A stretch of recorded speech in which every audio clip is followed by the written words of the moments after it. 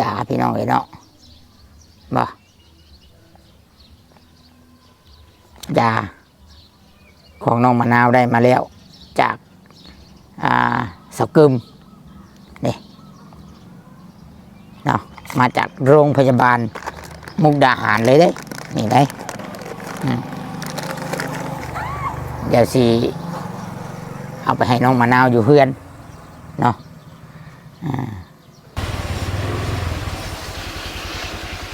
นี่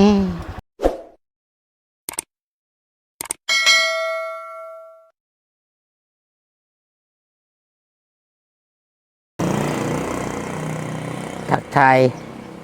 สบายดีเด้อทุกคนสบายดีFCทุกท่านที่หักแพงของตัวสิทธิ์พี่น้องน้องบอกว่าสิเป็นอยู่ทางฝั่งไทยฝั่งลาวและก็ต่างประเทศพี่น้องแล้วก็โดยเฉพาะก็อยู่ทางอเมริกานำเด้อพี่น้องเด้อเนาะทั่วทุกมุมโลกนั่นแหละทุกคนเลยกับพ่อกับตัวสิทธิ์ปันสุขพี่น้องเนาะพ่อกันยำเล้งๆพี่น้องยินดีต้อนรับทุกท่านเด้อพี่น้องเด้อเนาะมาชมคลิปของตัวสิทธิ์มื้อนี้ตัวสิทธิ์ตอนนี้ตัวสิทธิ์กำลังจะไปหาน้องมะนาวพี่น้องเนาะน้องมะนาวคนหูคนจบคนหูจักบุญคุณพี่น้องคนหูจักความบ้านฉันเนาะมีข่าวดีพี่น้องให้น้องมะนาวเนาะตามคำเบ้าตามคำสัญญาเนาะก็เป็นยาพี่น้องเนาะบ่ยาของน้องมะนาวได้มาแล้วจากสกึมนี่เนาะมาจากโรงพยาบาลมุกดาหารเลยเด้นี่ได้เดี๋ยวสิ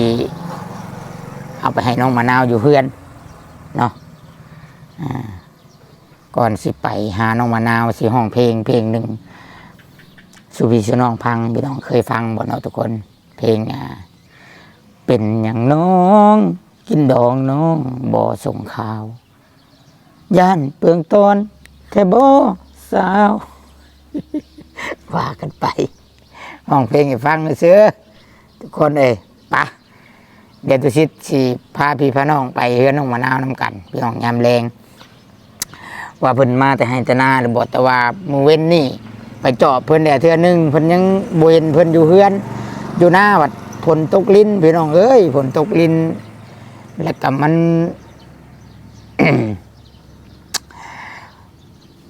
ทางมันไปบ่ได้น้ำห่วยน้ำออกแกงน้ำมากเขาเอิญนะทุกคนเนาะ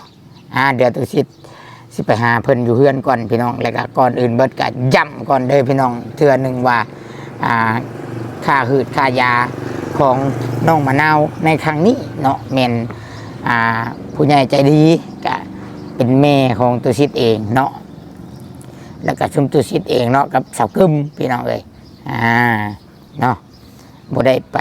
เปิดรับบริจาคทางใดเด้อพี่น้องเด้อเนาะกะขอบคุณขอบใจเนาะลุงป้าพ่อแม่ทั้งหลายๆท่านที่เคยช่วยเหลือเคยอยู่เคียงข้างพี่น้องเลยเนาะขอบคุณขอบคุณสำหรับคอมเมนต์FCคอมเมนต์มาถือว่าถล่มทลายเลยเนาะตอบกับท่านเลยพี่น้องเลยเดี๋ยวเร่งจะมาว่าเรื่องล้มเรื่องกฎหมายดีสำคัญอีกเล็กๆน้อยๆนะพี่น้องเนาะก็มีคอมเมนต์มาคือเก่าคือว่าอะไรฝูนบ่มักอะไรพี่น้องเลยเนาะมันก็คอมเมนต์มาคือเก่าอันนี้เนาะสายเถื่อนบ้านใช่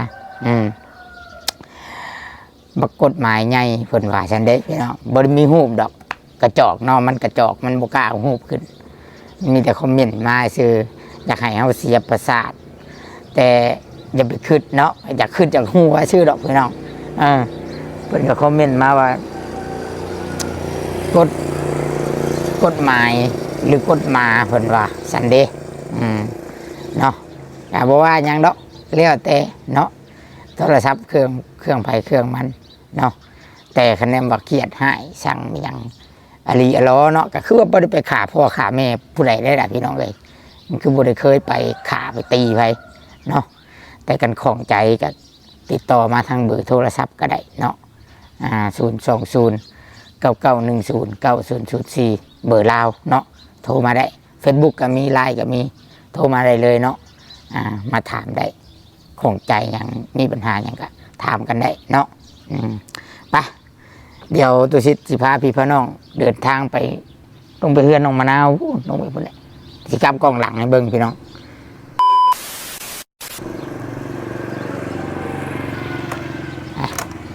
เตรียมพร้อมมาเลยนี่ตัวสิ มาถามเบิ่งว่าน้องเพิ่นสิมาหรือบ่เนาะแต่นะ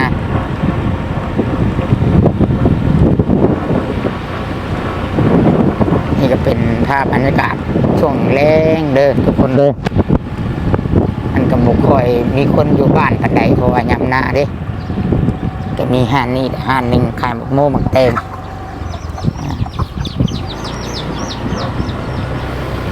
ไปเรื่อย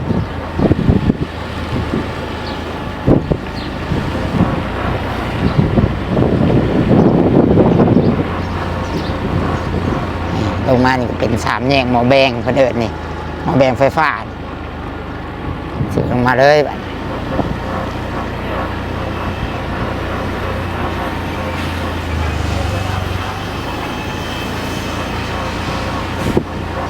มาเรื่อยๆมาตามถนนคนจีนนี่แหละมาก็ยอกกันโอ้ยอีกพี่น้องเลย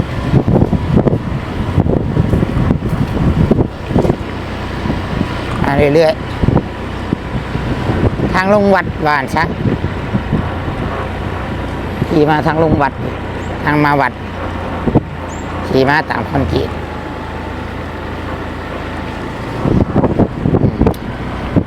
มาเรื่อยๆ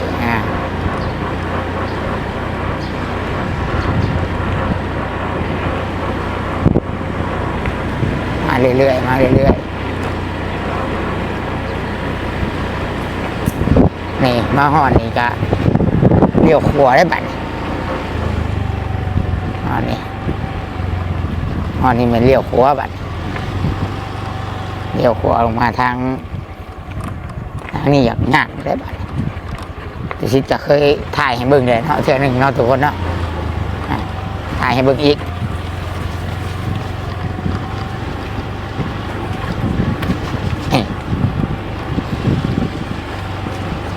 อยู่ประเทศลาวอยู่นั่นเมืองเขากับสำนี่แหละพี่น้องสำเพ็ญบ้านโคกไง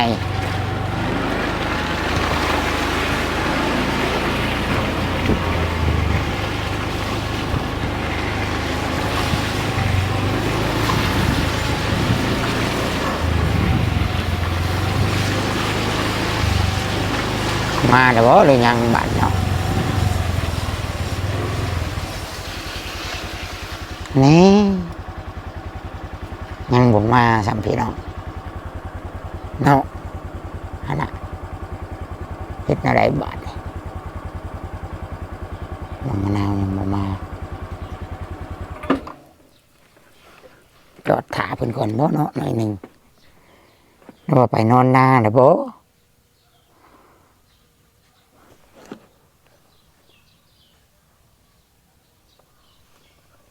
เขานอนหน้าแล้วบ่เฮือนหลังนี่เขานอนหน้าแล้วบ่นี่เขาอีเต้าแน่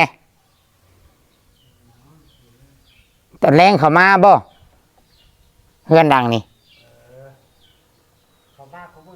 มาคู่มือบ่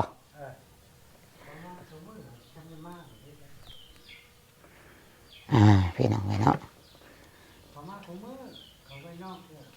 มาคำเนาะคำใดสิมืดแต่ยังบ่มาอยู่นี่รัวกำลังย่างมาบ่จะไหนป่านนี้ถ่าบ่ถ่าก่อนบ่ดูว่าจะได้ประมาณอันคำบ่เข้ามา เขาเลี้ยงงัวบ่เขาจูงงัวมานำบ่โอ้โดยเฮ็ดได้บาทนี่เขาก็มาแล้วคำจะนี่ทุกบุญเขาล่องเสือแล้วคำเติบไปได้นี่เนาะยังบ่มาอยู่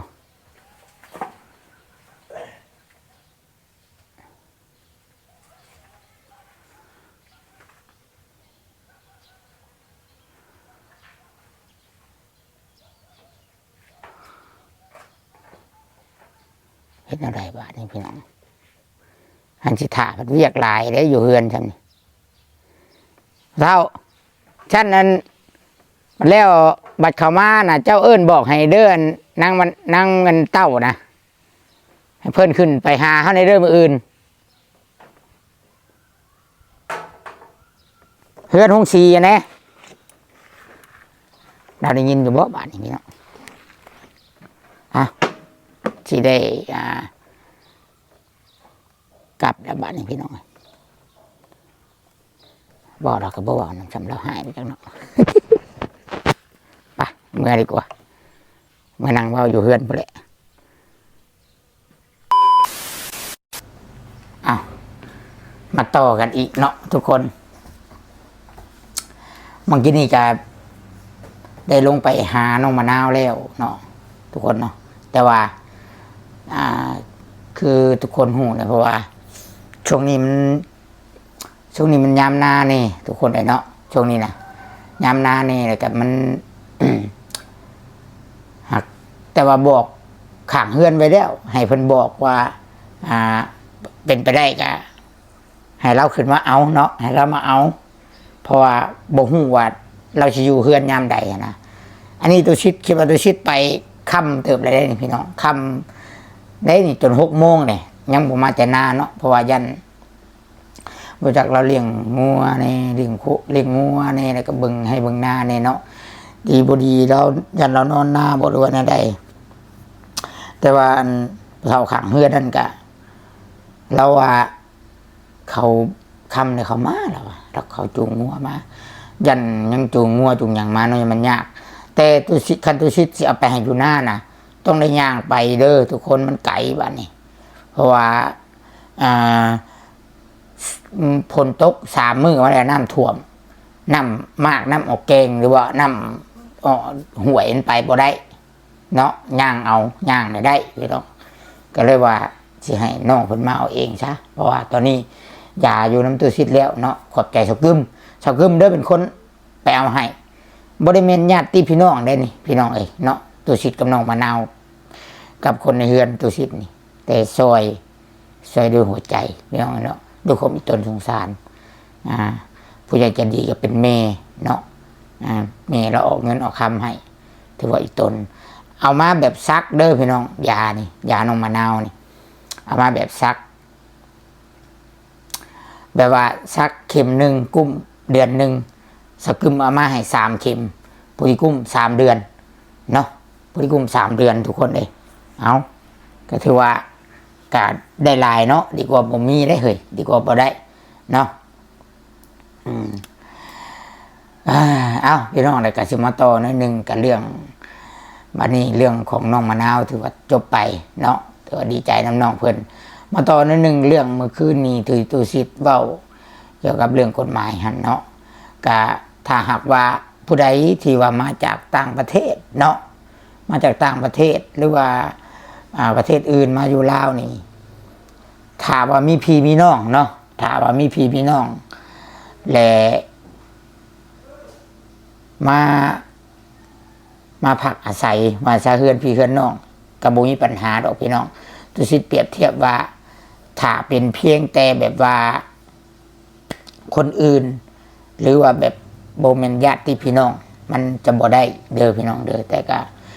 มันก็คู่มือนี่เพิ่นก็กฎหมายเพิ่นก็บ่อยากเข่งปานใดแล้วล่ะเพิ่นก็ย่านๆอยู่แต่ตุสิเว้าเพื่อว่าถ้าหากว่ามันเป็นแบบว่าเอาคนอื่นมานอนเฮือนหรือว่าบ่แม่นญาติพี่น้องเนาะหรือว่ารักสร้างครอบครัวถ้าปัญหามันเกิดขึ้นมันเกิดเหตุตีขาดันพันแทงกันหรือว่ามันเกิดเหตุขึ้นนะว่าไง พิ่นไล่มาเบิดได้บาทนี่เพิ่นไล่มาเบิดได้เจ้าหน้าที่เพิ่นไล่มาเบิดได้โอ้ยเพิ่นอาจสิบ่เก่งอาจสิบ่เป็นหยังตอนที่ว่ายังบ่เกิดถ้าเกิดเรื่องแล้วนะเพิ่นไล่มาเบิดขอสิบอกให้เด้อกฎหมายลาวนะปากจงโป่งเลยเจ้าพี่น้องเอ้ย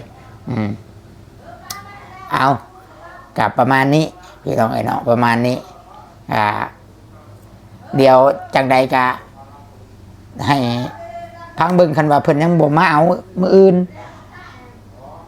แลมื้ออื่นนี่สิไปจอบเพิ่นกลางคืนเอาเนาะเฮ็ดอะไรซะสิจอบเบิ่งกลางคืนเอาเพราะว่ามันซ้ำนี่คือว่าแรงเลยยังบ่พออยู่จน6 โมงเลยพี่น้องเนาะกับประมาณนี้ทุกคนเลยเนาะประมาณนี้เดี๋ยวจังใดก็แต่ว่าดีใจละโอเคละมีแต่สี่อ่านพิธีใช้ยาให้น้องเพิ่นฟังเลยก็ซักยาหรือฉีดยานี่แม่นสิให้น้องเพิ่นไปฉีดอยู่ศาลาเนาะหรือว่าอยู่ไทยเพิ่นเอิ้นหยังวะที่ว่าศาลาที่ว่าโรงพยาบาลประจำหมู่บ้านนะพี่น้องไงเนาะประมาณนั้นโอเคทุกคนเดี๋ยวมื้อแรงจังร่วมกันใหม่หาเรื่องคิดเรื่องสิเว้าสู่พี่น้องฟังก่อนว่าสิเว้าเรื่องหยังนะพี่น้องเนาะขอบคุณทุกท่านที่กดไลค์กดแชร์แล้วก็เป็นกำลังใจแล้วก็คอมเมนต์ในตู้ซิดพี่น้องไอ้เนาะขอให้ทุกท่านอยู่ดีมีแห้งเด้อพี่น้องเด้อเนาะประมาณนี้เดี๋ยวมื้อแรงเจอกันพี่น้องสวัสดีพี่น้อง